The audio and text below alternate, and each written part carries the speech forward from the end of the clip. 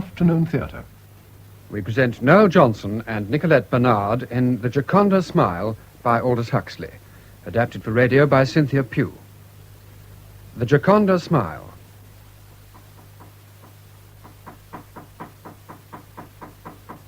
A little more claret, Janet. Just a drop. Ah, here's Nurse. Well, did she eat her chicken? Just a few mouthfuls, that's all. It's one of our bad days, I'm afraid. And the noise these workmen are making in the house doesn't help your wife. My dear Nurse Braddock, dry rot in houses as in people must be eradicated at the source. Incidentally, Janet, the workmen are threatening to invade this part of the house next month, so I shall probably have to entertain in the shrubbery. I must come over to your house one evening and have a game of chess with your father. He'll love it. Oh, that reminds me. We're in the most awful fix. Father's nurse has just told us she wants to leave to get married. I thought she had more sense than that. Well, you don't happen to know of anyone who could take her place, do you? Not for a paralysis case. We don't much care for paralysis cases as a rule. Oh. But I'll tell you what I'll do, Miss Spence. I'm going out this afternoon. I'll drop in and talk to the sister in charge. That's really very kind of you. Not at all. It's a real pleasure. Oh, and by the way, Mr. Hutton, I hope you don't mind if I'm not back till late. Mrs. Hutton said she didn't have any objection. So why ask me? Janet, I must show you my new picture after lunch. Another one? But Henry, aren't you ashamed of yourself? I simply couldn't resist it. An early Modigliani. One of those extraordinary nudes. I'd love to see it. You must help me to decide where to hang it. You too, Nurse. Don't hang it anywhere. That's my advice. Don't you like it, Nurse? Like it? It makes me absolutely sick. From which, my dear Janet, you can infer that it must be pretty good. Only the very best modern paintings make Nurse sick. The second-rate things don't cause anything worse than a touch of heartburn. Mrs. Hutton didn't like it either. In fact, She thought it was positively disgusting. I knew that without your telling me. Oh, that knocking. If you'll excuse me, Miss Spence, I'll go and take some dessert up to the poor invalid. Of course. You're not going to give her those red currants, are you? Why not? Well, remember what Dr. Libbard said. Nothing with skins or pips. I believe in letting her have what she fancies. It does her more good than fussing around with diets and things. All right, have it your own way, but don't blame me if it upsets her. Only somebody would marry this one instead of yours. But that, I fear, is a lost cause. A poor thing. And yet Emily fairly dotes on the woman. So here she is, for life, poisoning every meal I eat. There are two ways of being a martyr to ill health. The first way is to suffer from it. The second is to suffer from the sufferers. I sometimes wish I could try the first way for a change. Why are you so cynical, Henry? Because I enjoy the pleasures of an easy conscience. Cynicism is simply confession without repentance. You admit your sins, and so you get rid of the unpleasant necessity of concealment and hypocrisy. But, having confessed, you neither repent nor reform. You advertise your shortcomings, and you persist in them. What nonsense you talk. Everybody knows how patient and kind you've always been. In other words, what a very adequate income I've always had. You know how devoted I am to Emily. But even I have to admit, well, she doesn't make life too easy for the people around her, or for herself if it comes to that. Yes, she's her own worst enemy, of course. But then who isn't? I often wonder what I'd do if I were ill and lonely and felt that nobody really cared for me. I think I'd commit suicide. One doesn't commit suicide because one has a reason for killing oneself. One does it because... well, I've known lots of people whose life was obviously not worth living, and yet the idea of putting an end to it never even entered their heads. But if you knew that because of your life other people's lives weren't worth living, wouldn't that make a difference? Not a bit of it. It would probably make you hold on even tighter, just to annoy your friends. Oh. Some people kill themselves out of spite, and some refrain from killing themselves also out of spite. On the surface, the symptoms are slightly different, but at the bottom, it's always the same disease. Well, I hope that if ever I felt I was in the way, I'd have the courage to get rid of myself. It isn't a question of courage. It's just a matter of physiological reactions. If I couldn't do it myself, I'd ask someone else to do it for me. Ah, here's the coffee. Over here, please, Clara. Yes, sir. Thank you, sir. Black for you, isn't it, Janet? Well, let me do that, Henry. I'm very impatient to see the new picture. You are enthusiastic. All right, you deal with the coffee. I'll fetch it. It's in the study. Emily takes sugar, doesn't she? Yes, give her a lot. She likes something to take away the taste of her medicine. I'd put an extra lump in the saucer. Here it is. Oh, is this my cup? No, that's Emily's. It's too sweet for you. Here's yours. Oh, that picture. It's exquisite. I thought you'd like it. Oh, quite exquisite. Oh, how's your patient, nurse? Oh, as well as you can expect, all things considered. I'll take up the coffee at once, if you don't mind. I want to catch the 2:45 bus. Don't you bother, nurse. I'll take it. But there's her medicine, too. I'll give it to her. Drink your coffee. You've just got time. Well, that's very kind of you, I'm sure. And don't make yourself sick by looking at that picture. Oh, that poor Mrs. Hutton. What did you say? I feel so terribly sorry for her. Yes, with a heart in that condition, I suppose she might go at any moment. It isn't her health I'm thinking about. It's, well, you know. Miss Spence, I could tell you things that would make your hair stand on end. What sort of thing? The sort of things you find out if you've been nursing for 23 years. When I think of that poor angel upstairs. When I first knew her, she was a beauty. Had her pictures in the papers and all that sort of thing. Then came her illness. Suddenly, there was nothing left to her. No parties, no theatres, no admirers. Nobody to court her and flatter her. Nobody even to listen to her. Isn't that typical of men? Sex. That's all they care about. Nothing but sex. He wouldn't do that. He's too loyal. You mean he knows which side his bread is buttered? Look at the money she's got. That's got nothing to do with it. He's a rich man himself. The richer people are, the more they value money. That's what I've always found. And in any case, when a man's rich, he can get all the women he wants. No scandal, no divorce. Money, that's all. Does Mrs. Hutton suspect? I mean, does she think there's another woman? Oh, he's clever enough to keep things dark. But I tell you, we wouldn't be surprised at anything. Mrs. Hutton and you seem to have talked things over a great deal. Now, dear, you mustn't feel jealous. There's nobody she cares for more than you. She's told me that again and again. But after all, you're not a registered nurse. You're not even married, dear. She'd feel embarrassed talking to you, whereas I'm like the doctor. You don't mind taking off your clothes for the doctor, do you? Well, that's how she feels about talking to me. And then, though I say it shouldn't, she likes me. She feels I'm a friend. I'll tell you something. Do you remember that brooch of hers, that diamond dragonfly? Yes. Well, she's going to leave me that in her will. Oh, I'm so glad. That means she cares for you. And poor Emily has so few people to care for. And so few who care for her, Miss Spence. Well, I must fly if I'm going to catch my bus. I'll go through the garden. Oh, good gracious. What's this tin doing on the veranda? Weed killer. Poison. Contains arsenic. Oh, imagine leaving this stuff where the dogs can get at it. I'll take it down to the shed. Goodbye, Miss Spence. Goodbye, nurse. Well, Janet, do you really like my picture? It's perfectly lovely. And to think he might still be alive and painting these things. I have no patience with these people who die young, all these Keatses and Shelleys and Schuberts. It's just idiotic. Make a note of it, Janet. You're invited to lunch on my 80th birthday. You're sure you won't be a bit bored with me by then? How do you mean? Well, Look at this figure. Perfectly flat. And yet all the modelling's there. It's the line.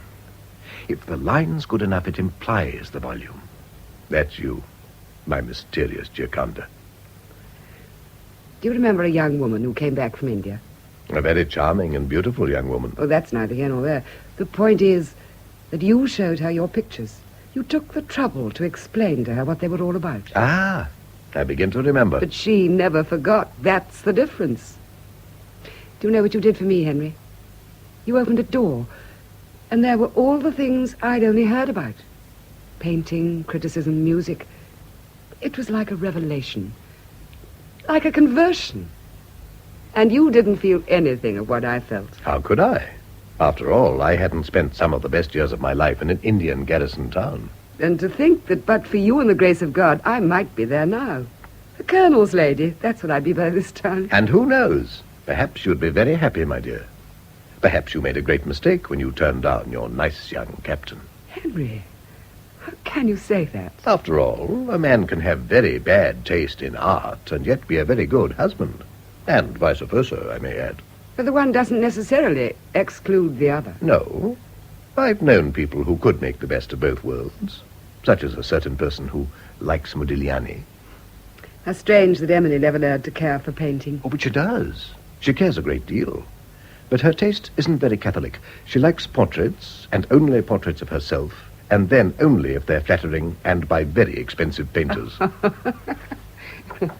Excuse me, sir. What is it, Clara? Mrs. Hutton says, would you please come upstairs a minute? Tell her I'll come later on. She wants you to come now, sir. Oh, very well.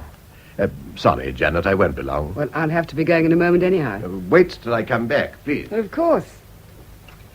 Clara, is Mrs. Hutton feeling worse? Not that I know of, miss. Anyhow, worse or better doesn't make much difference. It must be hard work for you with an invalid in the house. Oh, you get used to it, miss. You get used to anything. Until the moment comes when you say, that's enough. Well, a lot of good that does you. Because when you come down to it, one thing's just as bad as another. You can change your job as much as you like. There's always something wrong. So stay where you are. That's my advice. I wonder how long he'll be. Who's that? Oh, Oh, are you looking for somebody? yes, Mr. Hutton. Was he expecting you? Well, not exactly. But I mean, he knows who I am. Why didn't you ring at the front door? I came through the garden. It was shorter. I mean... Well, it was nothing, of course. Just fuss for fuss's sake. Oh?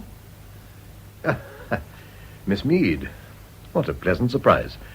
I don't think you know Miss Spence. Miss Mead is collecting subscriptions for the crippled children's homes. I've got the cheque ready for you, Miss Mead. Oh, thank you. The only thing is that I'd like to earmark the money for spastics. I couldn't quite make out what form I had to fill up. I'll say goodbye, Henry. No, I won't be a moment. But I've got to go. Thank Emily for me and tell her how sorry I am I couldn't see her. I will. Oh, don't bother to see me out. Goodbye, Miss Mead. Goodbye. I'll ring up tomorrow and see what we can settle about that game of chess with your father. Yes, do that. Goodbye, Henry. You little idiot, Doris. Oh, darling. No, none of that. I'm very angry with you. You know quite well you've got no business to come here. I know, darling, but I was passing the gate and I couldn't resist it. And you see what happened. It's lucky I had those papers lying there. You were wonderful, Teddy Bear. Crippled children. Well, that's nothing to giggle about. If you got the spanking you deserve, you'd be in a convalescent home. Oh, Go and sit down before anything worse happens to you. goodness, what's that picture? Rather nice, isn't it? But Teddy Bear, well, girls aren't like that. I mean, you wouldn't like it if I... No, I certainly wouldn't. But fortunately, you are not a piece of canvas. I could eat you Darling, do you love me? like a cannibal. I know you don't really love me, but I don't care. I can love enough for two. What about having dinner with me tonight? Oh, that would be wonderful. Good. But now you've got to promise me something. Never come to this house again. It's pointless, it's idiotic, and it's dangerous. So you mustn't. All right, I promise. Tell me, is she in the house? Who do you mean? You know quite well who I mean. Is she still so ill? Let's talk about something else. I know, I'm not fit to mention her. Don't talk nonsense. It's simply a question of tact. Of good taste. In other words, you're ashamed. You don't want to be reminded of what you're doing. You just want to do it and not think about it. Exactly. That means you don't really care for me. I'm not ashamed. I wouldn't mind telling everybody. Because I love you. Because I feel this is the best thing I've ever done. You certainly don't feel that. No. One doesn't feel too proud of being a seducer. I like that. Do you remember the first time you kissed me? Well, I'd made up my mind beforehand that I was going to make you kiss me. And I did make you. Well, I'm damned. So you see, you needn't feel so guilty. I won't talk about her. I know it makes you miserable. Besides, I'm dreadfully sorry for her, really. And for you, if it comes to that. Why for me? Because you can't be as happy as I am. The one who was here just now, was that Janet Spence? Yes. Oh, I'd never imagined she was like that. Not from the way you've talked about her. Why, she's as old as the hills. Well, of course, from your point of view, she's practically got one foot in the grave. To me, she looks like a very attractive girl of 35. She used to be really lovely 10 years ago. And I suppose you flirted with her? Naturally. Do you still flirt with her? Only in the most spiritual way. We do a sort of Dante and Beatrice act. You know, soulmates. Now, what's the matter? Sometimes I really hate you. Oh, don't be silly. Can't you understand a joke? It isn't a joke. You do care for her. I don't care for her. I just care for the things she cares about. She's the only person in this godforsaken neighborhood who isn't a barbarian or a Philistine. What about a little drive this afternoon? That'll be lovely. All right. I'll go and get my things and tell them I shan't be in this evening. What will you say you're doing? Oh, I'll tell them I'm dining with old Mr. Johnson to discuss the war memorial. Oh, Teddy Bear. Present rate of progress, it'll be ready just in time for the next little massacre to end all massacres, or even the next but one. That is, if there's anything left of us by then. Meanwhile, my pet, the grave's a fine and private place, but none, I think, do their embrace, from which I can draw only one conclusion. What's that? Don't waste time talking. Run along and wait in the car. I shan't be long. All right, Teddy Bear.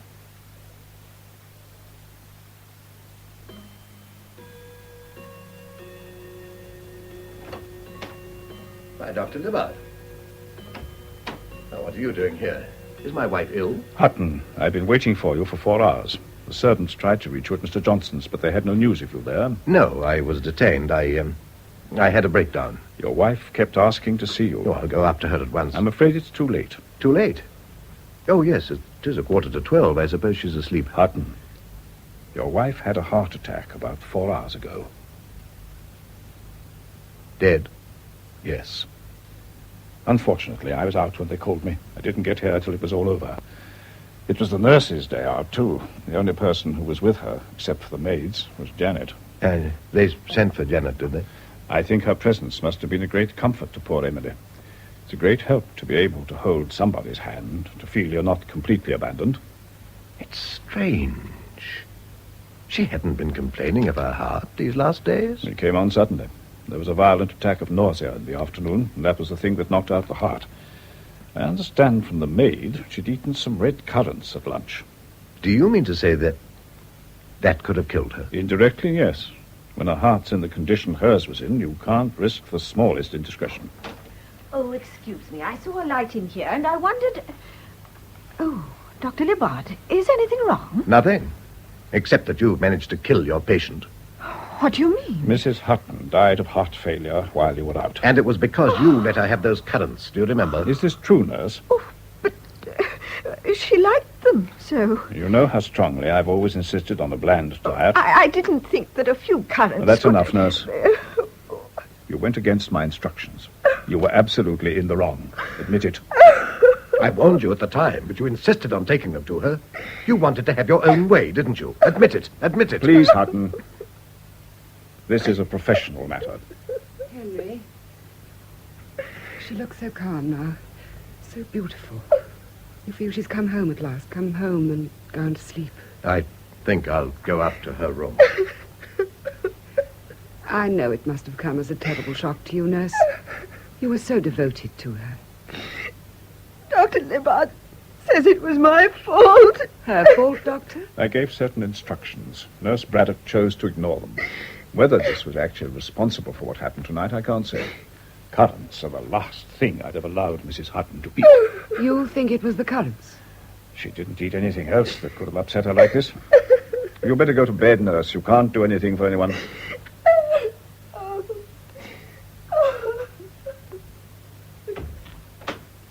What are you going to do about this, Dr. Libbard? I suppose I ought to report her to an organization.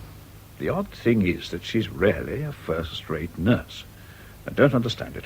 I think I know why she did it. I suppose she cared too much for her patient. Thought she was doing the poor woman a favor. Yes, she really loved Emily.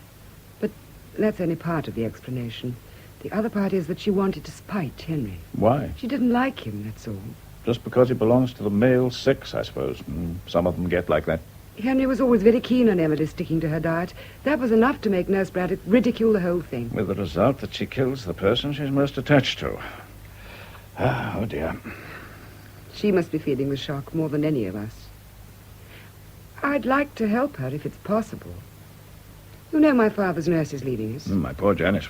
I was thinking I'd ask Nurse Braddock to come and take her place. That is, well, if you feel she'd be all right. Well, as I've said, she's an uncommonly good nurse. And I don't think there'd be any psychological difficulties, would there? No, I think she likes me quite well. All right. I won't say anything on condition she goes to you. I'll still be in touch with her in that case. I think you're very generous. One tries to use a little discrimination, that's all. Should I go and talk to her, do you think? Do. The poor woman was obviously in an awful state. I'll wait here for Hutton. Very well. Oh, here he is. I'm going up to see Nurse, Henry. Very well, Janet.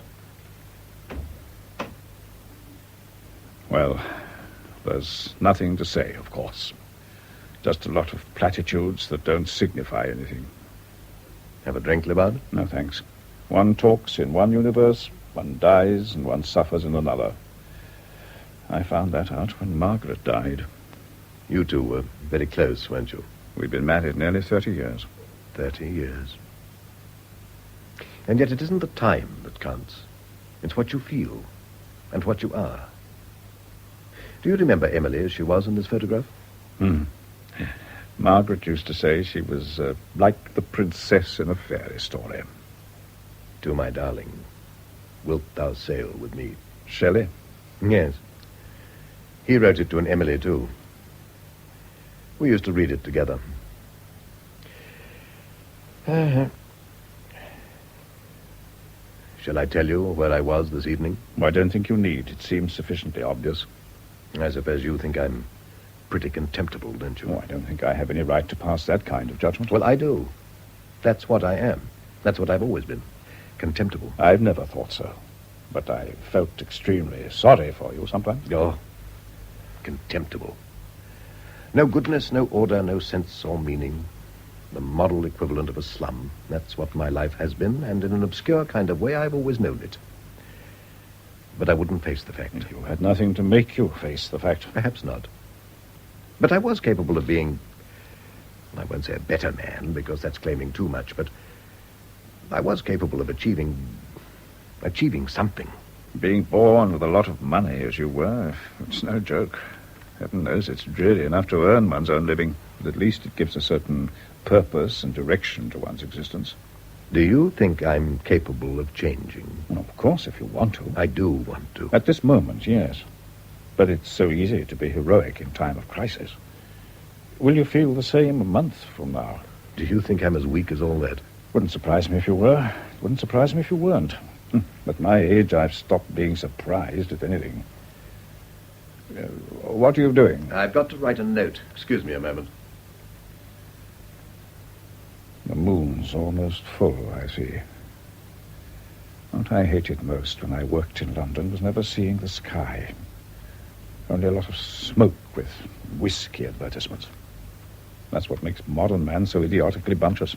He lives in a horrible little homemade universe and thinks he's conquered the God-made one. He's industrialized himself to the point where he's in danger of exhausting all his natural resources. Oh, well, I must go. I've got a heavy day in front of me tomorrow. Drop this note in the letterbox as you go by, will you? I'll try not to forget. No, don't. It's important. Miss Doris Mead. Can't believe that anyone called Doris can be as important as all that. Very important. To say goodbye to. Oh, I see. Well, then I certainly shan't forget. You're quite right. One doesn't know what one will be thinking and feeling a month from now, so let's do the irrevocable today, and then one can't change one's mind tomorrow. You're growing wise in your old age.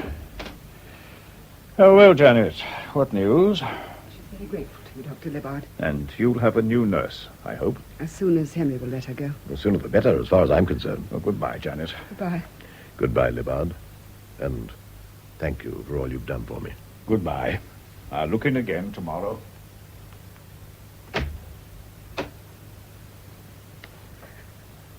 I'm so thankful you were with poor Emily at the end. Did she suffer much? Oh, Janet. Don't let's talk about it anymore. It's been too much for you. It was terrible. It was so terrible. I'd never seen anybody die before. I didn't realize. Try to think of her only as she is now. She's at peace. The agony's over. You must think of that. I just can't keep the memory away. It's like an obsession. I suddenly see her struggling for breath with that awful look of pain and fear in her face. Yes, but you must remember all those years of suffering and unhappiness. Now she's free. Yes. Free. That is what we must remember.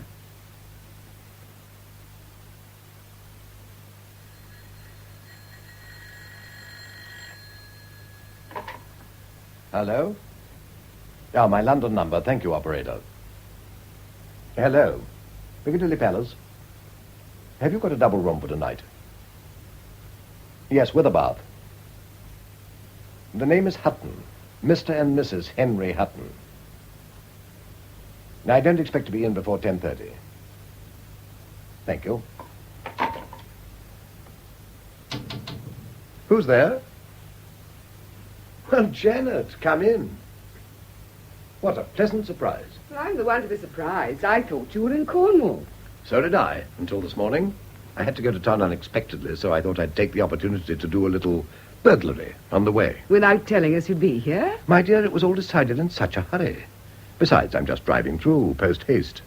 How on earth did you know I was here? Well, we decided to walk down to the village after dinner, and then suddenly I noticed a light in the house. So I let Father and Nurse Braddock go on and climbed over the fence. More burglary.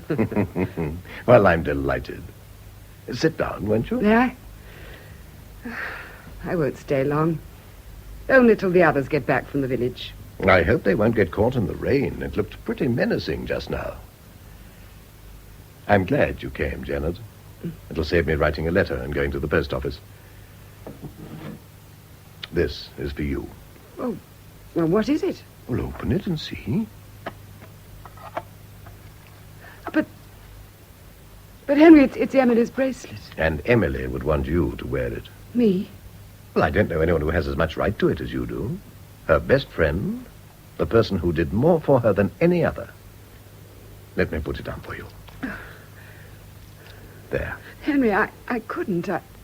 I don't deserve it. But Janet, she loved you. She'd want you to have something that would always remind you of her. And you were very fond of her, weren't you? No, Henry, I can't. Take it off, please. Oh, Janet, I shall be offended if you won't take it. Do you want me to have it? Of course I want you to have it. I just felt it was too much. Too much? Not nearly enough. Oh, it's really very beautiful.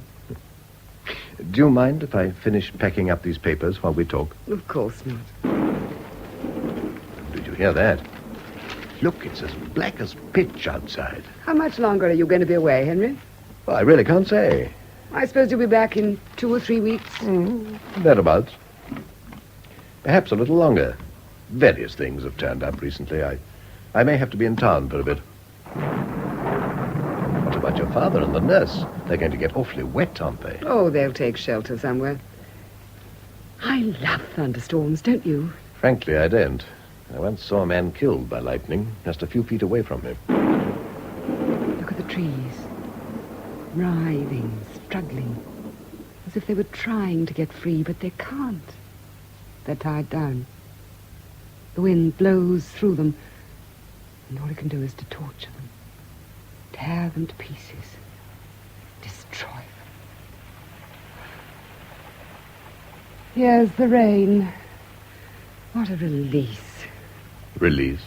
It's like somebody who's had to keep everything locked up inside herself, and then suddenly she can let go. You must know what that's like, Henry. Know what's like? Having to hide the thing that's most important to you. Being forced to live a lie. Against your will, against all your feelings. This is getting too close for my liking. You can't be happy if you're living a lie. Can't you? I don't know. But how could you be under those conditions? And after all, well, everyone's got a right to happiness. A right? Now, why should it be a right? I don't claim anything by right. I just take what happens to come my way and thank my lucky stars. Poor Henry.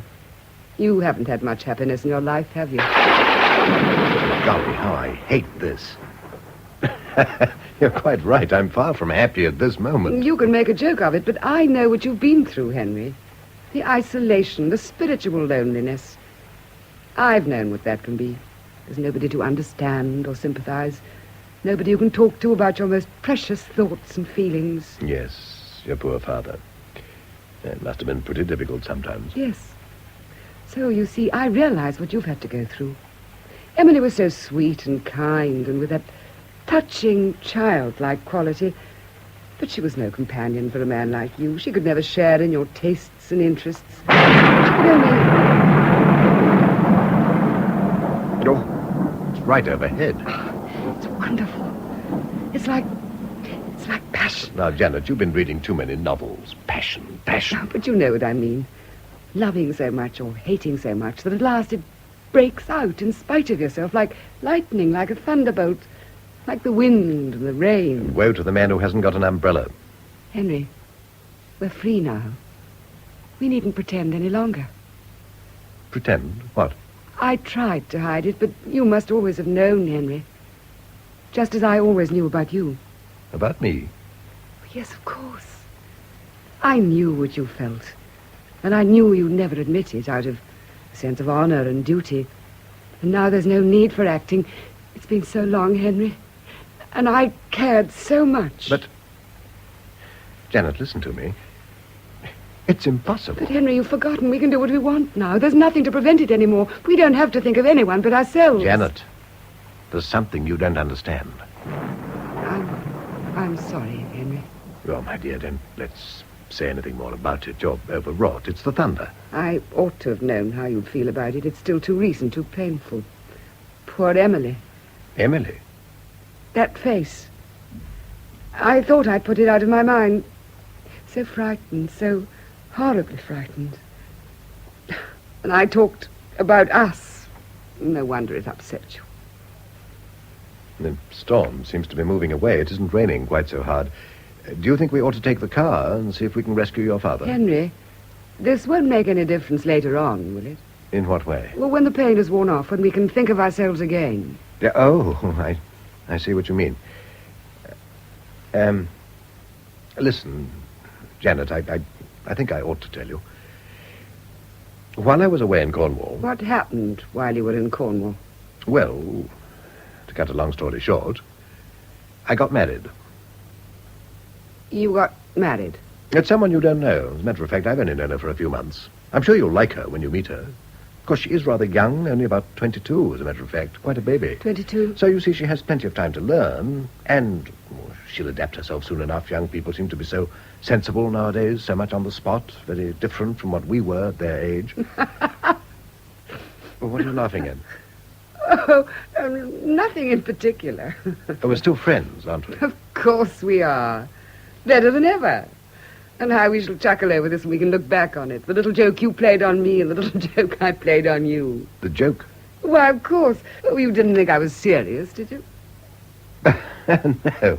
No, naturally I didn't. And when shall I have the pleasure of meeting your sweet little... Oh, by the way, what's her name? Doris. Oh, your sweet little Doris. When are you going to inaugurate her? Oh, what's that? Janet, are you there? Oh, it's Father. Father, are you soaked? Wheel him in, nurse. Good evening, General. Good evening, Hutton. Well, this is like campaigning in the monsoon. You're right, sir. Sorry to learn ourselves on you. Libbard came by while we were sheltering and insisted on our coming here. Pushed me half the way in this hearse. Well, why didn't he come in? Went back for his car. Oh, here he is. Oh, do please excuse this intrusion, Hutton. Oh, don't mention it. As a matter of fact, we were just coming out to look for the General. Lot of fuss. Don't call that a storm, do you? Well, the same. You've got rather wet, General. I suggest you get yourself rubbed down with a dry towel. Would you mind, Hutton? Of course not. Nurse, you know where the towels are kept. Take whatever you need. Thank you, I will. Oh, where the devil are you taking me? I don't want to. I'm not in. Have a drink, Libbard. Thank you. Guess what Henry has brought back from Cornwall, Dr. Libbard? Well, what does one bring back from Cornwall? I seem to remember paperweights made of malachite. Oh, no, serpentine. Isn't that the stuff? It isn't a paperweight. It's alive. Alive? Thank you. Well, one used to be able to get the most wonderful parrots at Falmouth. Brought back by those sailors. And what a vocabulary. Is it one of those? It's a mammal. Janet. Well, isn't it? A mammal? Oh, well, let's say a dog, a pony, a badger. Oh, I give it up. A Siamese cat. A wife. I'd better go and see to Father. Well, I suppose I ought to congratulate you, Hutton. Thank you. And yet I posted that letter you gave me most faithfully. It wasn't quite as irrevocable as you thought. No. It wasn't. Do you remember in the Gospels all those people possessed by devils? Nobody believes in that sort of thing nowadays, and yet isn't it the most plausible explanation of some of the things we do? Well, that's one way of disclaiming responsibility. But there's also such a thing as free will. Yes, there's such a thing as free will, and you can use your will to get rid of your will, and you can use your will to invite the devils to take possession. And the devils make you do things that are idiotic and suicidal, in spite of which you go on. In spite of which, and also because of which. After all, idiocy is a way of getting out of oneself. So suicide. Not that I'd care to blow my brains out, but social suicide. There's something very fascinating about the idea of being ostracized, being cut off from the group you've always belonged to. That's why you married? To be ostracized. There were also other reasons, too. Child? That's one of the reasons. That's the best news you've ever given me. We'll make a human being of you even yet. Better not mention this to Janet, not yet a while. Oh, of course not. Though she'll find out soon enough, of course. Not as soon as all that. Doris and I are going abroad in a couple of days. I'd meant to do it without letting anyone know, but then this happened, and, well, I felt I had to tell Janet about our marriage. Otherwise, I'd have kept it quiet for a few months. It would have made things easier. However, everything doubtless is for the best, and the best of all possible worlds. Excuse me. Hello?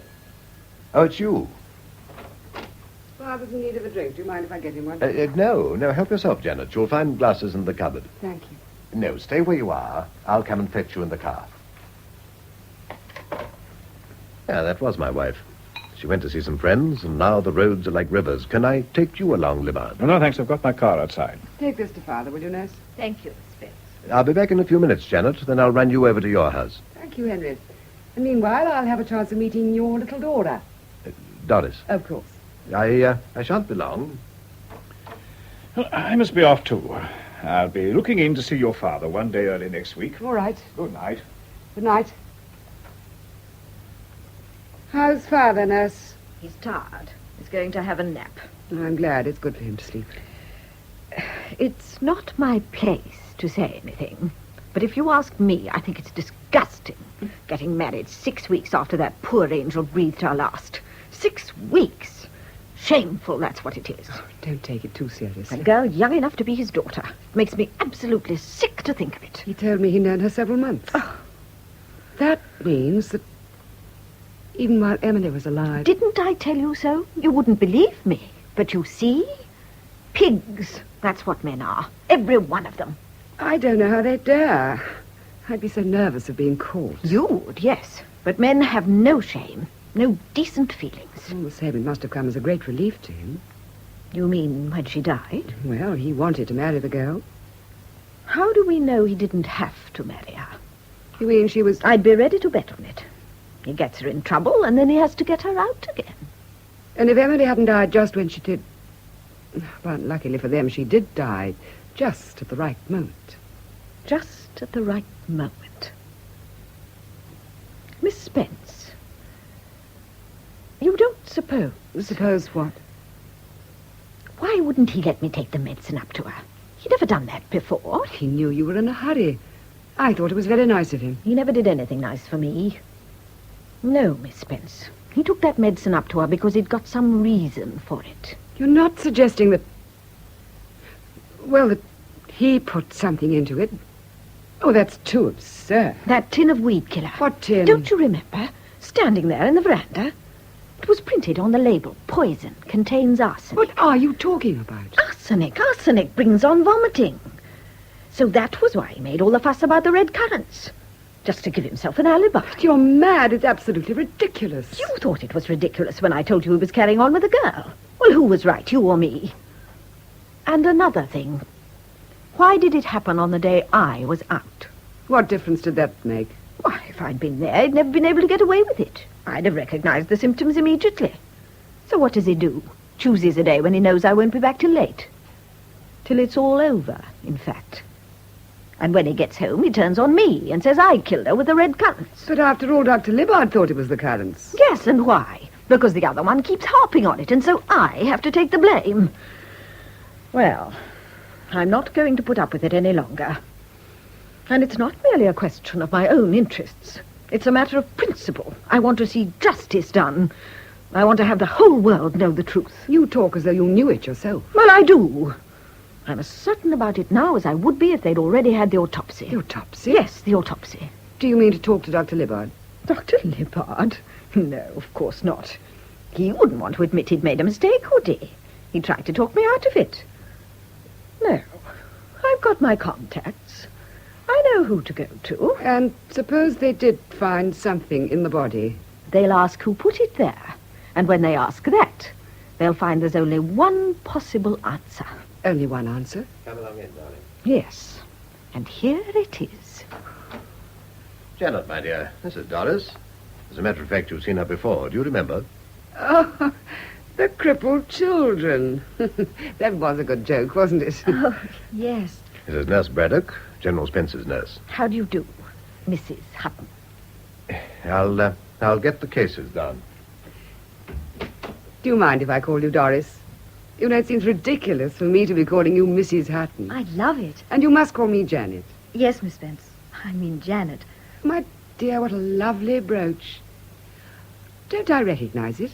Yes, it belonged to Mrs. Hutton. I mean, you know. Of course. Emily's diamond dragonfly. Do you see, Nurse? I'd noticed it already. I remember how much you admired it.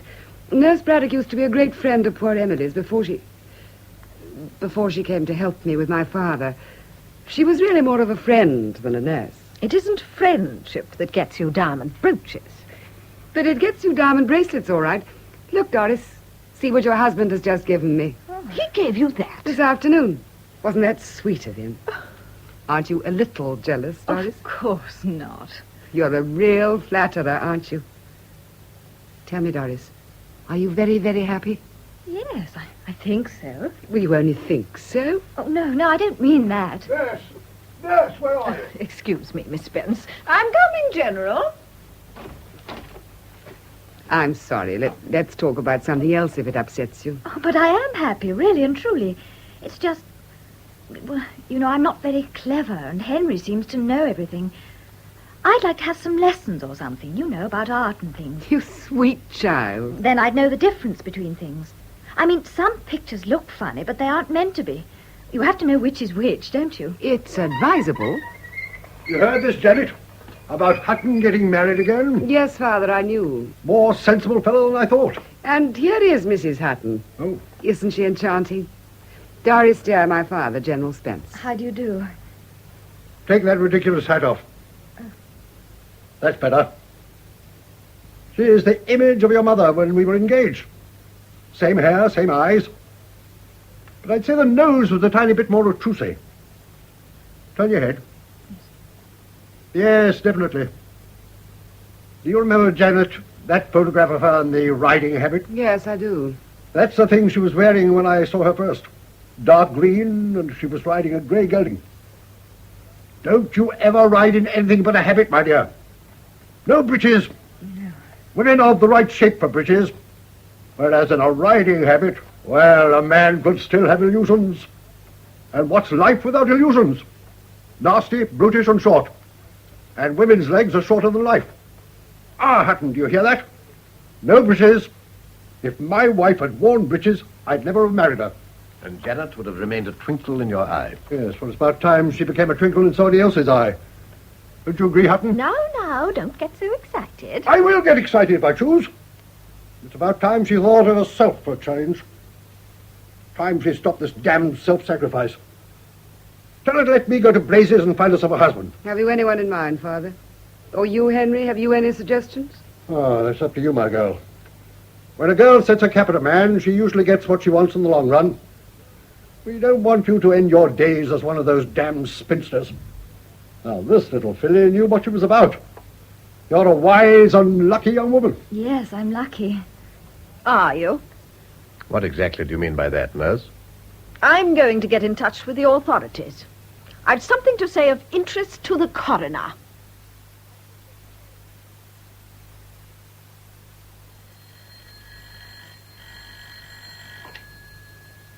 Hello? Yes, this is Mrs. Hutton. Who? Oh, it's you, Aunt Nellie. What? This is an awful line. Oh, the inquest. You thought I'd be there? Oh, no, Henry didn't want me to go. Besides, I've still got a bit of a cold. He isn't back yet. I don't think it'll be over for another hour or so. But, Auntie, there isn't any doubt about it. Of course it'll be all right. Why an inquest? Just out of spite, nothing else. They're angry because we didn't wait a year. And then they're all 100 years old, so they simply hate me. No, she's all right. She's been awfully nice, really. And her father likes me, too. He's sweet. It's only me. Come in, Janet. I shan't be a moment. Listen, Auntie. I've got to ring off now. Janet's just come in for tea. I'll call you back later. Goodbye. Well, well, sitting there with all her toys around her like a dear little girl. Janet, you don't look well. What's the matter? I'm perfectly all right. Are you still sleeping so badly? Oh, that's nothing. And anyhow, Dr. Libbard's promised to give me some kind of pill. From now on, I shall snore. You've been worrying too much, Janet. Well, is that surprising? After all, Henry's a very old friend. Oh, I wouldn't worry. I know everything's going to be all right. Excuse me, madam. There's tea. That'll be all, thank you, Clara. Very good, madam. Henry ought to be back pretty soon. How was he when he went off this morning? A bit worried, I suppose. No, he was too angry to be worried. It makes him so furious the way they're treating him. As though he were a member of the unprivileged classes. Darling, how dreadfully unkind of me. I quite forgot to ask how you've been. Is everything going as it ought to go? Well, I still feel sick in the morning, if that's what you mean. And Dr. Libbard's pleased with you, is he? He seems to be. It must be a very strange and wonderful thing. You mean to be going to have a baby? Yes. Oh, I suppose it'll be all right when the baby's actually there. But now I think I'd rather have the measles again. At least it doesn't last so long. Yes, Clara? Nurse Braddock would like to speak to you, madam. Ask her to come in. What can she want? Can't think. Good afternoon, nurse. Good afternoon, Mrs. Hutton. I hope you won't mind my bursting in like this. I realize quite well what you must be thinking of me. But in view of what's happened, I feel I was fully justified in doing my duty. What do you mean, in view of what's happened? I've just left Dr. Libbard. He'd come straight from the inquest. The man from the Home Office gave his evidence. They found arsenic in the body. But that's a poison. It's got hardly any taste. That's why so many murderers use it. I think you better go, nurse. Why does everyone turn on me? I was only trying to help. I thought I ought to warn this poor child of the danger she was running. Please go. Dr. Libbard asked me to give you this, Miss Spence. It's your sleeping pills. Thank you. Well, don't say I didn't warn you. What will they do now, Janet? Well, dear, the coroner's jury will have to decide how the poison came to be where it was. And then, if somebody is suspected, there'd have to be a trial. Janet, do you think... I mean, could they do something to him? To Henry? But Henry hasn't done anything. No, but suppose he had. Doris, you mustn't say those things. But just suppose. Then they could do something, couldn't they? Well, you know what happens to people who kill someone. Oh, it's too awful. Oh, darling, don't cry. It'll be all right. No, please. Yeah. Take this, dear. I don't want anything. It's what Dr. Libbard's given me for sleeping. One tablet, just enough to calm your nerves a little, that's all. Thank you, Janet.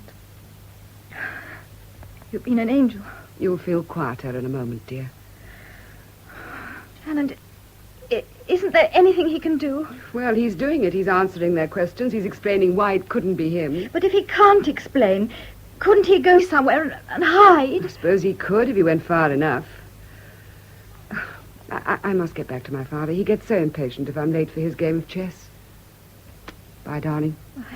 And don't fret. You'll see, tomorrow it'll all be explained. Oh, dear. Where could we go, I wonder? What's the number? Here it is. Hello? I want Roman Way 23. Good afternoon. I want to ask about booking seats on a plane. Yes, I'll hold on. Oh, hello. If I wanted to book 2 seats on a plane, could I do it at the last moment? Where to? Oh, Italy. Yes, Rome, that's right. And you think there might be a chance of getting seats even if I made up my mind by tonight? What time does it leave? Thank you, I'm much obliged. Hello, darling. Are you feeling all right? Yes? I've just heard what happened. It's too terrible, isn't it? It's terrible because it's impossible. And yet it's happened. But how? Oh, don't ask any questions, darling. Don't let's talk about it. Not now. It's all a confusion. Like a dust storm. No, worse than that. Like being in the middle of a swarm of insects. I just can't think about it anymore. Kiss me, darling. Henry, no. Oh, darling. This is impossible, too. Impossibly good for a change. And yet it happens. It's happening now.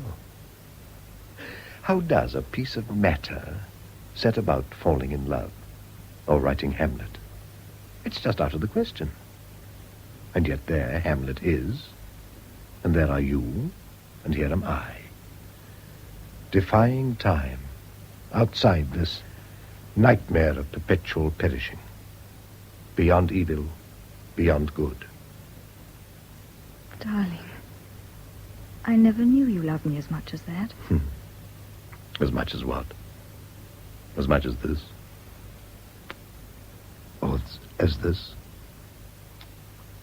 Or as this? Why did you do it, Henry? Why did you do it? Why did I do it?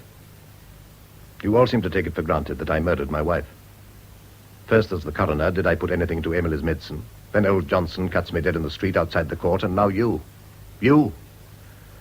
I suppose you imagined I was so insanely in love that I'd do anything to get you. Anything. It's about time women realize that men don't go insane about them. All one asks for is a little amusement and a chance to forget oneself. Please, Henry, don't. I don't know why the devil I ever married you. Why any man in his right mind ever married any woman, for that matter. I've had enough. Henry! He's gone. He's left me. Oh, I can't go on. I can't. Janet's sleeping pills. I'll take the lot.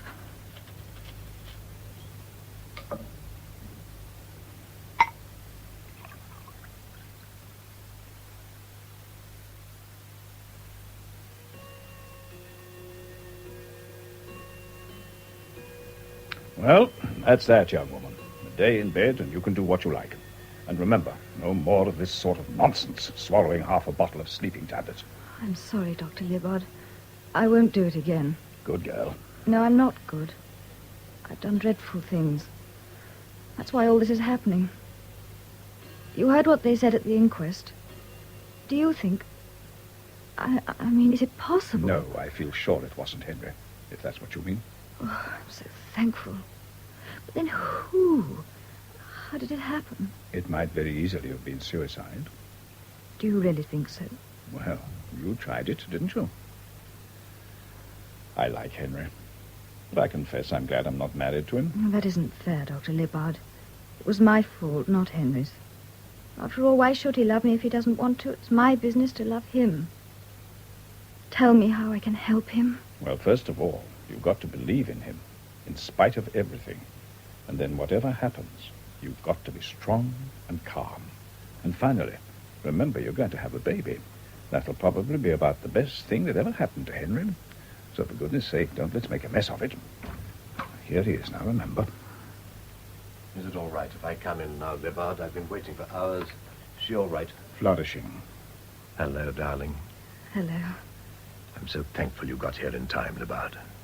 If it's any comfort to you, I don't draw the obvious conclusions from the medical evidence. Good night, Henry. Thank you. Good night. I'm sorry, darling. Oh, I'm the one who's sorry. I was just trying to spite you, trying to get my own back. I began it, I'm afraid. But I ought to have known better. At 22. This is something where it doesn't make any difference how old you are. It's just a question of, well, being a girl. Oh, no, I hate that word. It's all wrong. Why can't women call themselves women? Why do they have to pretend they're like all those faces in the movies? You know, always looking at men out of the corner of their eyes. do it myself, of course. Why, I don't know. But of course it isn't any different. I love you just as much in that way, only now there's something else. Do you know what I mean? Yes, I know what you mean. And to think I tried to kill myself, and everything's so beautiful, so mysterious. Darling, let's call him Patrick. Well, I'm not an Irishman, but I don't have any objection to Patrick. And if it's a girl? Well, what about Belinda? No. There I draw the line. All right, then, we'll call her something else. Oh, it's going to be so wonderful. They'll go to school, and they'll grow up, and they'll marry, and then there'll be grandchildren. Meanwhile, there'll have been 2 or 3 more world wars and half a dozen slumps and revolutions, but fortunately, private life will still go on. Henry, we've forgotten. We're just shutting our eyes and pretending. Listen. Just before you came back from the court, I rang up the airport. They say that with luck, you can get seats at the last moment. I'm well enough. I could get up now if I had to. Who put this idiotic idea into your head? You don't think it's a good plan? Excellent, if you want to get me tried for murder. Can't you see? It'll be simply asking them to arrest me. I hadn't thought of that. Of course not, because you still believe I did it. But I don't. Then why do you suggest that I should run away? Oh, I thought it would be safer. In case you couldn't make them believe. Oh, I've been a fool again. I've made you angry. It's only because I love you so much, because I was so terribly anxious. I said something very stupid this afternoon. I said I didn't know why I'd married you. Well, perhaps I didn't know then. But I do now. Why? Because I love my love with an L, because she's so logical, so lamentable at the same time, and so lachrymose, not to mention so light, so lithe, so lovely, and so ludicrous. Oh, darling. Come in. It's Miss Spence, sir. She says she doesn't want to disturb you, but she forgot something when she was here this afternoon. Is it all right, darling? Yes. Ask her to come in, Clara. Very good, sir. What did she forget? Her sleeping pills. Oh. Well, in a certain sense, I'm glad she left them. Aren't you? Hello, Janet. Darling, I've just heard from Clara. Oh, it's 2. I'm quite all right, Janet, really. Is that true, Henry? Libbard got here almost immediately. There's no harm done. Thank God. I feel so guilty.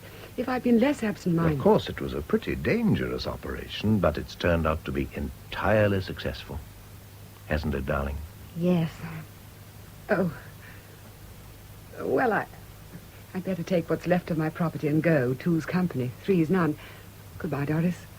I know you'll be glad to get rid of me. No, I won't, Janet. You little fibber. Can I have a word with you, Henry? Certainly. I think I want to tell you.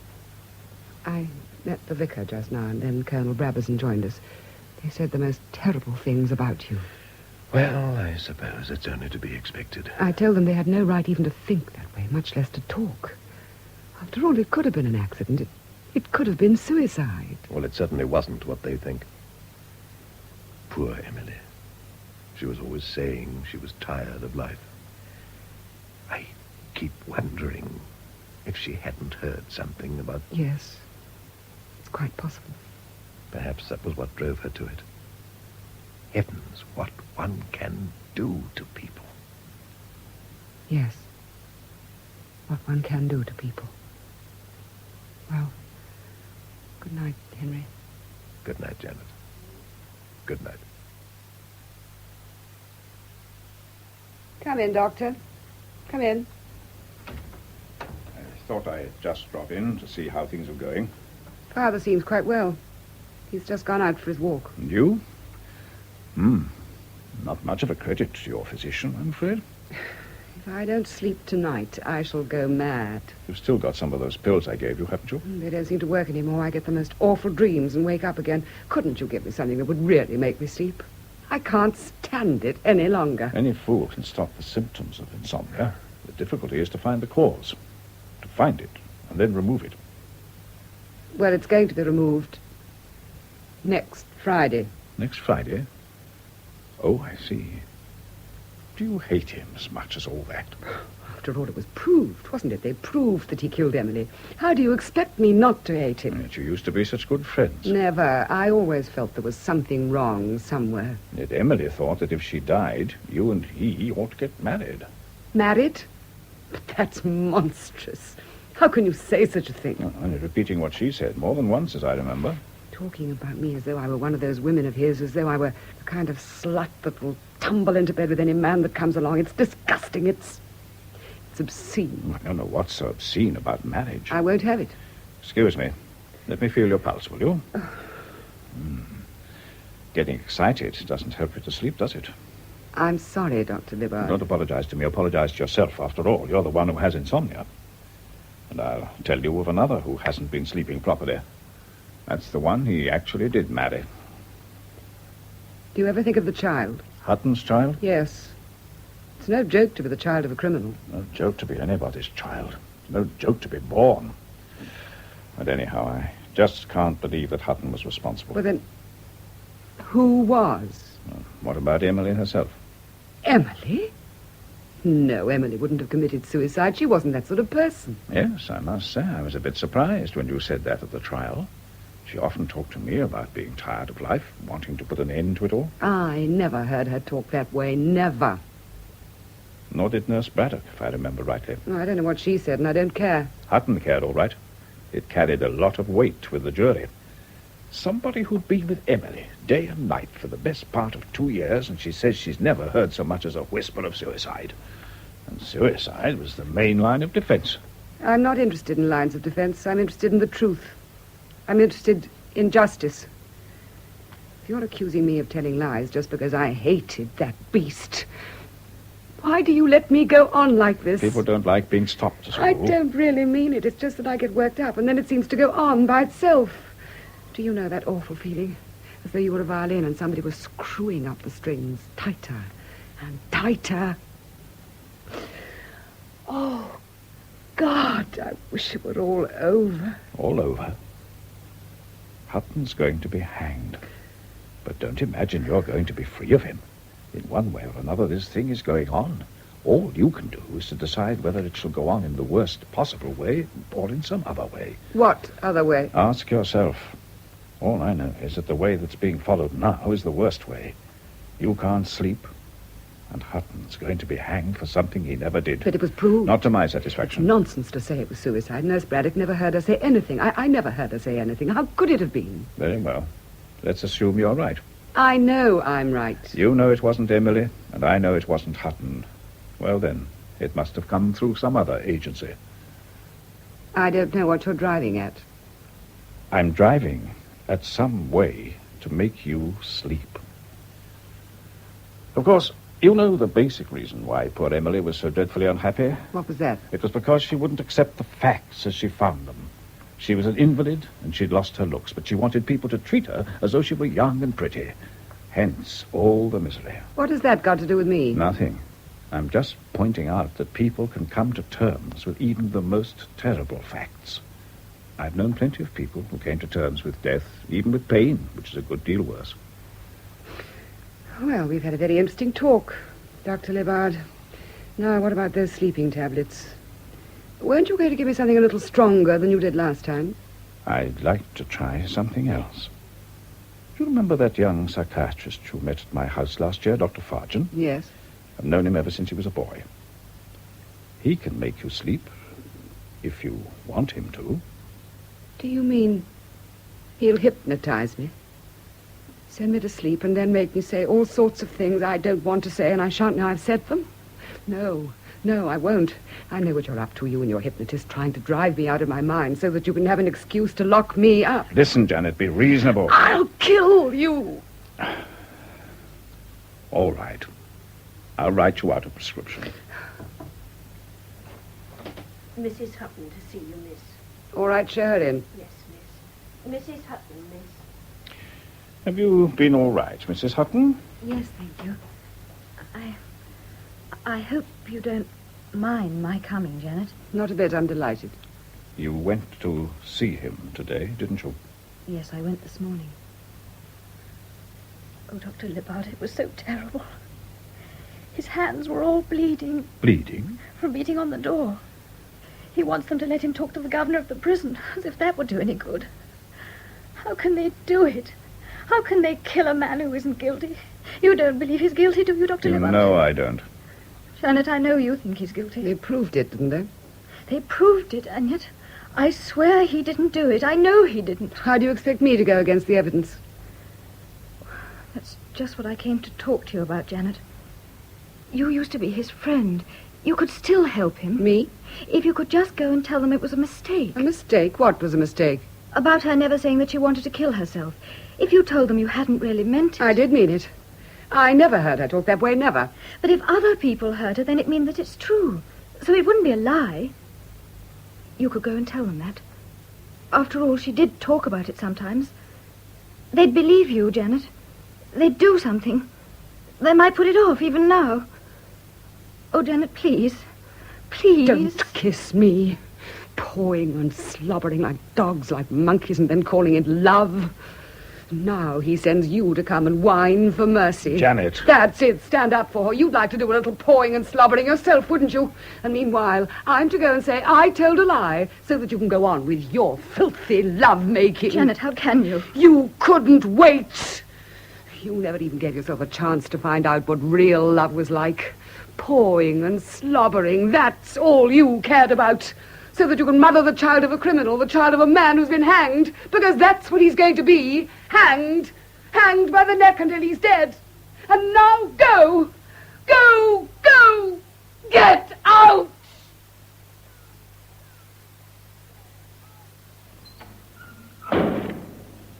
In here, sir, please. Only 5 minutes, I'm afraid. I understand. I'm late, I know. Hutton, it's me. Oh, it's you, Libbard. Help me, for God's sake. I can only help you against yourself. What do you mean? I can prevent you from torturing yourself, that's all. But, Libbard, it's only 2 days now. Less than 2 days, only a little more than 40 hours. 40 hours! Well, that's time enough to be reconciled. Time enough to come to terms with the facts. Oh, that clock. Yes, the hands move forward. Well, is that any reason for turning the last 2 days of your life into a hell of fear and bitterness and resentment? You've seen a lot of people die, haven't you? A great many. Is it very bad? Only for the people who won't accept what's happening to them. It's a question of accepting what can't be avoided or escaped. And not only accepting it, actually willing it. This is the inevitable. This is my destiny, and I will that it shall be exactly as it is. When you say that, the inevitable becomes the tolerable and even, in a certain sense, the reasonable. Reasonable? Libbard, I didn't do it. Do you believe me? I believe you. And you still think that's what's happened is reasonable? Not by our everyday standards. But when the thing can be accepted and willed... Do you accept it and will it? No, of course not. But a wrong that's inflicted on me, an evil that I suffer, those I can accept.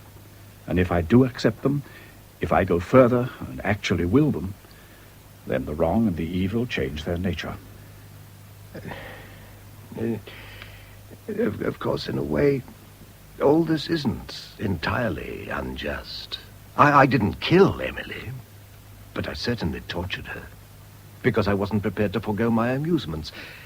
Oh, it's terrible what monstrous things one's ready to do just to amuse oneself.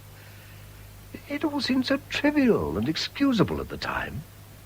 But no, now I know better.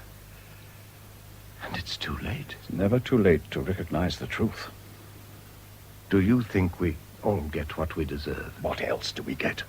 God is not mocked. As a man sows, so shall he reap. And yet I don't believe I'm any worse than plenty of other men I know.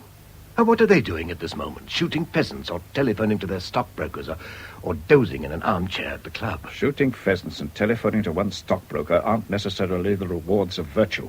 On the contrary, they may be punishments. After all, a man who spends his time on that sort of thing isn't spending it on anything else. Which means that he's some sort of a spiritual abortion. But to grow a fully developed human being is always much more rewarding, however painful the process of growth may be. And yet, if you do accept the responsibilities, there's an extraordinary satisfaction. I was just discovering that with Doris. Of course, you know how it began, in wantonness, as a kind of joke, thinking only of what I could get out of her, which was simply a kind of intoxication. It only changed after she tried to kill herself.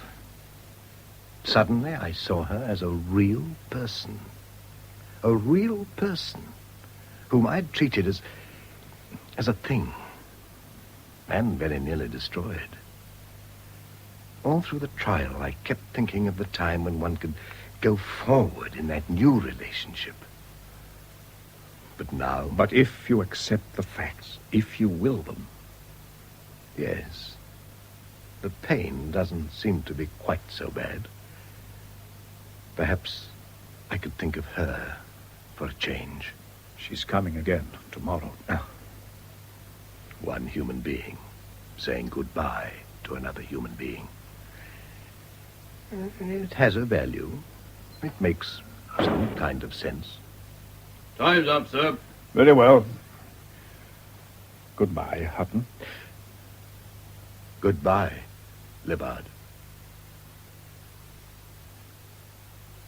Your move, General. I said your move, General. Oh, well. It's 1:45, Miss Spence. Don't you think you ought to toddle off to bed? I've told you I'm not going to bed. Not until after 8 o'clock in the morning. When's Dr. Libbard coming? All he said was that it'd be very late. He had an urgent case to attend to some miles away. I don't know why you ever sent for him. I don't need him. Well, your father wanted it, dear. He's worried about you. Now, Miss Spence, let me help you to bed, and then I'll bring you a nice glass of hot milk. Come along, dear. There's a good girl. Don't touch me. Sure you've done enough reading for tonight, all these encyclopedias. Oh, such small print. You'll ruin your eyes. What are you doing with that encyclopedia? Just improving my mind, that's all. Give it to me. You're trying to spy on me. Spy on you? You'd better be careful. I know your tricks. You're working with Dr. Libbard.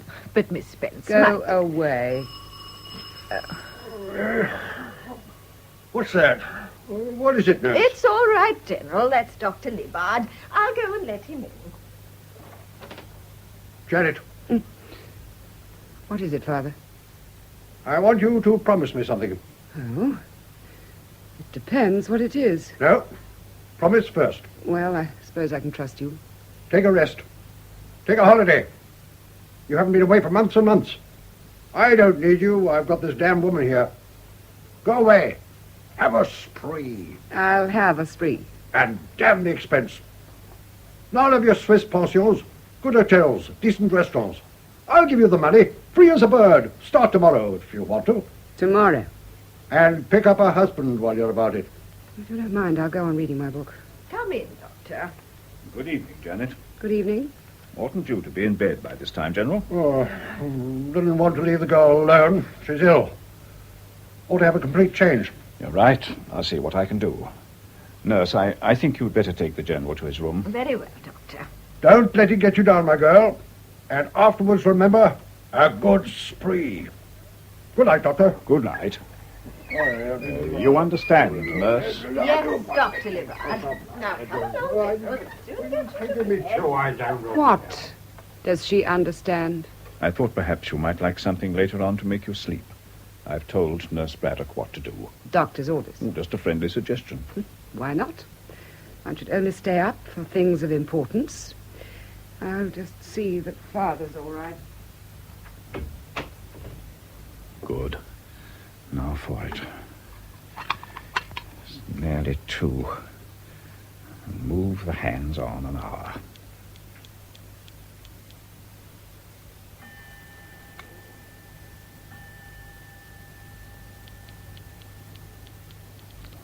Yes. 2 minutes to 3. And now my watch, in case I forget. Yes, that's it. Yes. Well, we'll see. Still here? I hoped you'd be gone. I don't know what you ever came for. Well, it's a pretty unpleasant occasion. I thought perhaps... 5 hours more. Do people ever die of fear? I suppose it could happen. Of course, the heart would have to be in pretty bad shape. These idiotic encyclopedias, they never tell one the things one really wants to know. Such as? When a man's hanged, how long does it take before he's dead? Well, it depends. If you just put a noose around his neck and let him strangle under his own weight, he mightn't die for 5 or 10 minutes. 5 or 10 minutes? Nowadays, of course, they don't do it like that. They let the man drop 8 or 10 feet before the rope tightens. The shock breaks his neck. Do you think he deserves to die so easily? I don't think he deserves to die at all. I know why you said that, just to get me angry. It's part of your little scheme. What scheme? Trying to make me lose my head, then I'll say things I don't mean to say. But this time, I'm not going to oblige. You could talk about him as much as you like. I shan't say anything. And I shan't go to sleep until I feel safe. Nearly 3:05. It would still be possible to do it. To do what? To have the execution postponed. Why should it be postponed? If some entirely new fact were to turn up. Are you trying to get me to do what Doris wanted?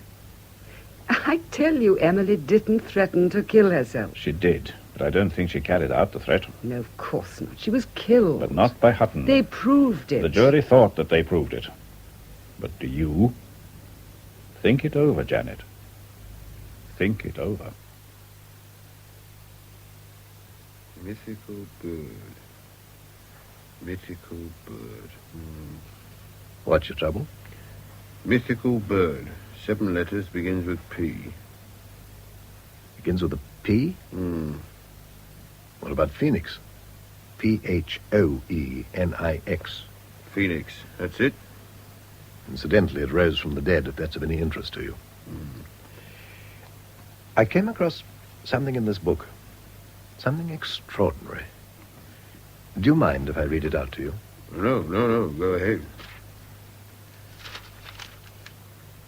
The difference between a good man and a bad man does not lie in this, that the one wills that which is good and the other does not, but solely in this, that the one concurs with the living, inspiring spirit of God within him, and the other resists it, and can be chargeable with evil only because he resists it. That's a bit too deep for me. Deep? Yes. But clear. Crystal clear. Don't you see what a lot of things it explains? Oh, yeah. How are your hands? Still a bit sore. But there won't be any more hammering on doors. Not now. And by the way, I'd like to thank you for being as gentle with me as you were. I'm sorry if I ever had to be rough or anything. It was all in the course of duty, you understand? Well, it was nothing to what I've done in the course of not doing my duty. That's why I'm here, I suppose, for resisting the spirit of God within me. Life has to be lived forwards, but it can only be understood backwards. I suppose that's why we always make the important discoveries too late. Go right in, man. Don't pay any attention to us. Just carry on as if we weren't here. Game of cards, Bill? Oh, I don't mind. Doris, my dear. Henry. Darling, don't. I'm sorry. Oh, your poor hands. Yes, I treated them pretty badly, didn't I? Sit down there, darling. Must have been lovely in the country. Have the leaves begun to turn yet? Yes.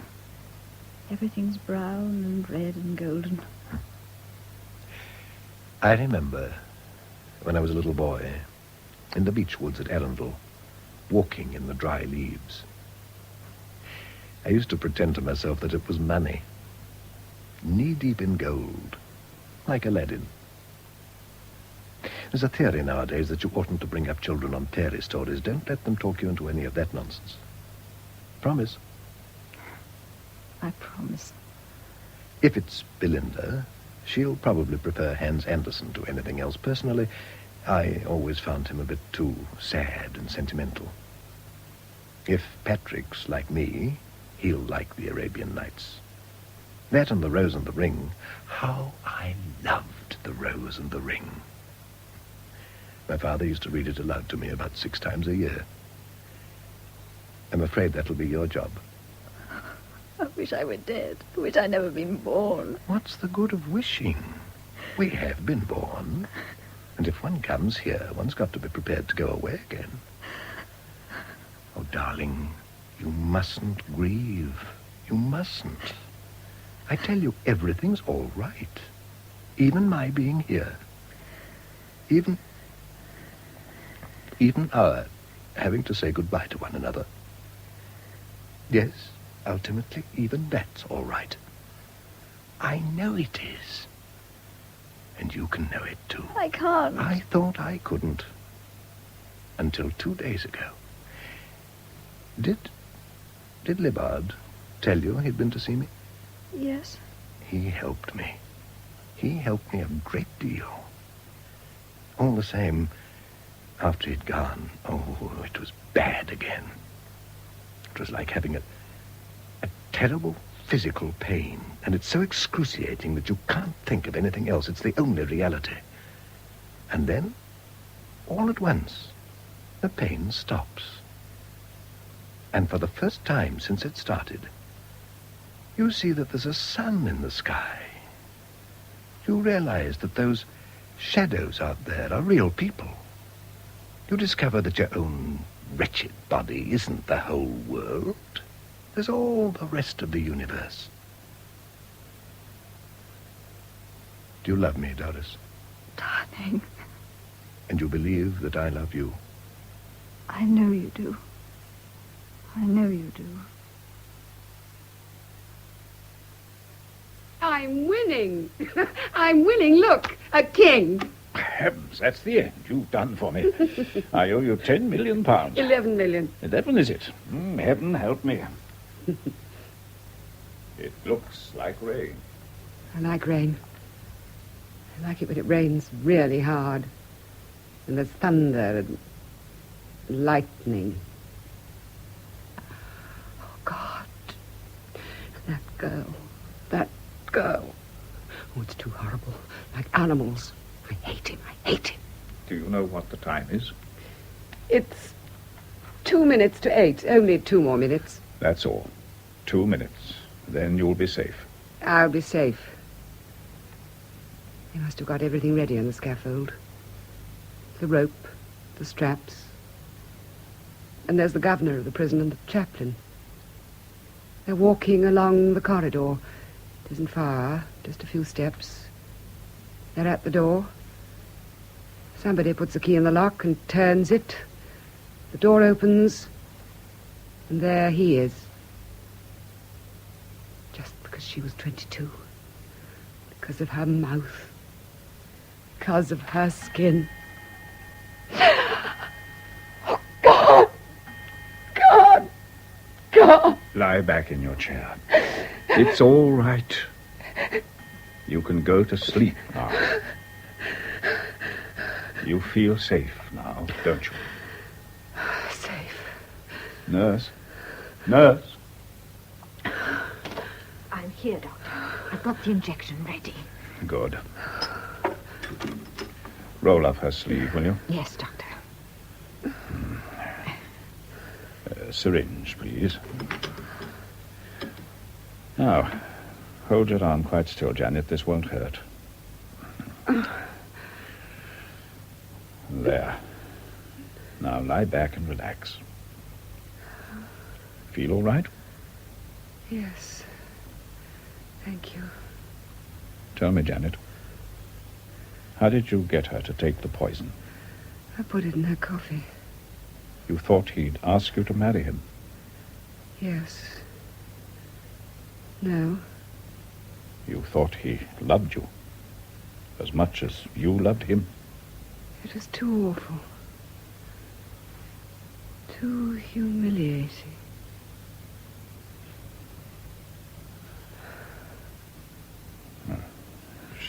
She's off. Now, nurse, get that number for me. Right, Doctor. May I have that call for Dr. Libbard, please? The Whitehall one. Yes, I'll hold on. Oh, by the way, what is the right time? The exact time? I must put my watch back. 7:05, Doctor. Oh, thank you. You're through now, Doctor. Thank you. Hello? I want to speak to the Home Secretary. Yes, it's Dr. James Libbard speaking. He's expecting me to call him before 7:30. Yes, that's right. Connected with the Hutton case. Extremely urgent. Thank you. I'll wait.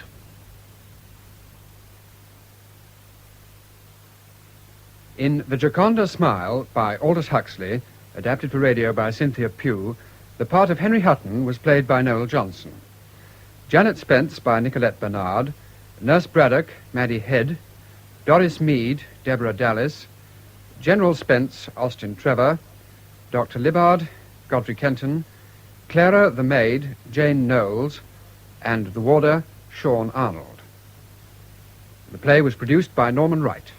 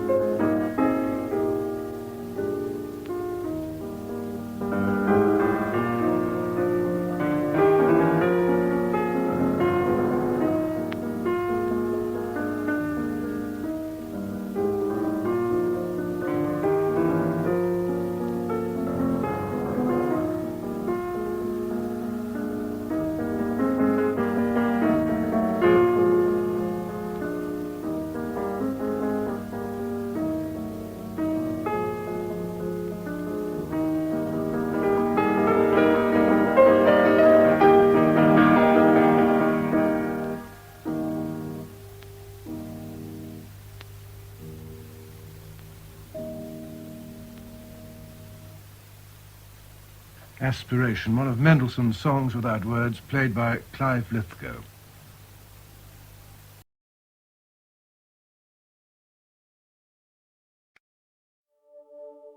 I'm just me, and you're just you. But somehow, that's everything we need.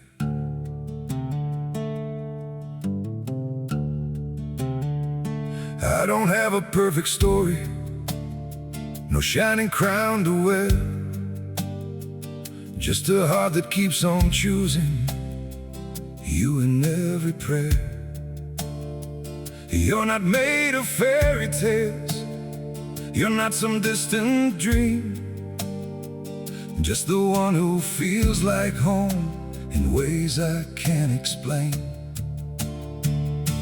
I'm just me and you're just you, nothing more, but it feels true.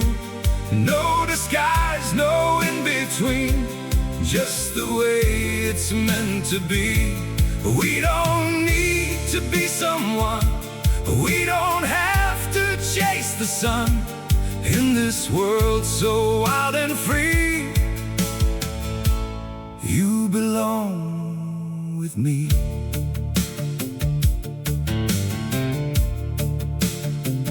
We're not written like a story people talk about for years, but in every quiet moment, you're the one I feel so near. I'm just me and you're just you, nothing more, but it feels true. No disguise, no in-between, just the way it's meant to be. We don't need to be someone, we don't have to chase the sun.